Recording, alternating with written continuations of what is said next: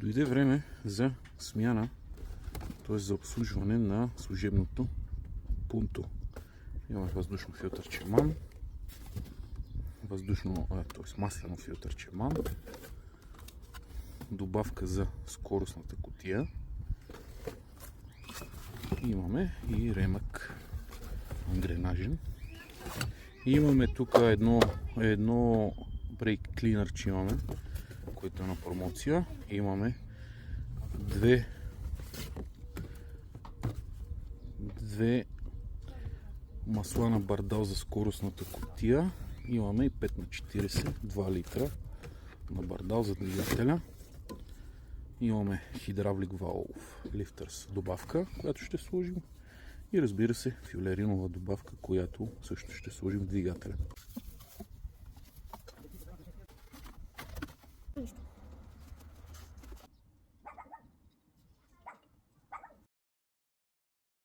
Ето, приятелчета, вадиме добавката за скоростите.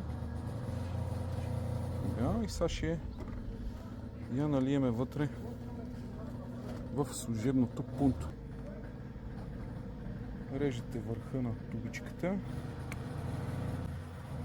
слагате маркучлето. Понеже много хора казват, че ние ги продаваме, ама не ги ползваме,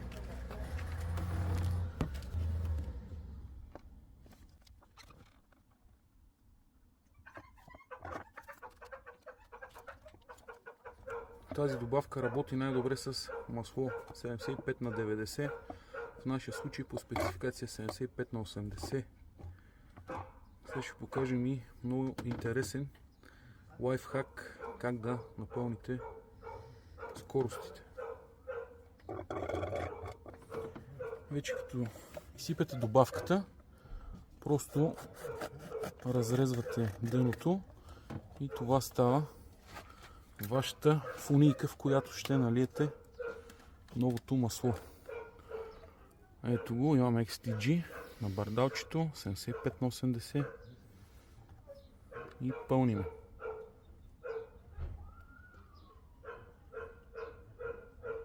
По спецификация кутията събира литър и половина, така че пълниме литър и половина.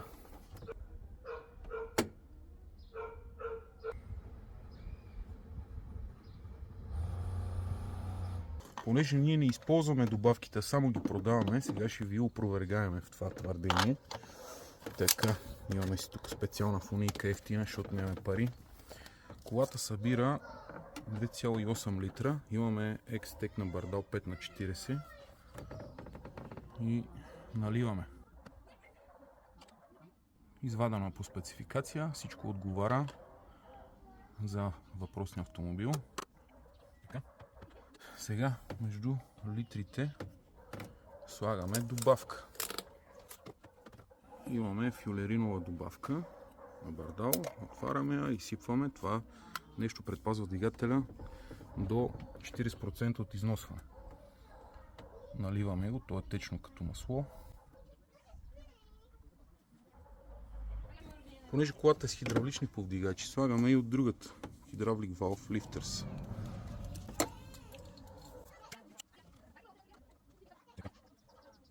Сега вече имаме максимална защита на хидравличните повдигачи и на двигателя.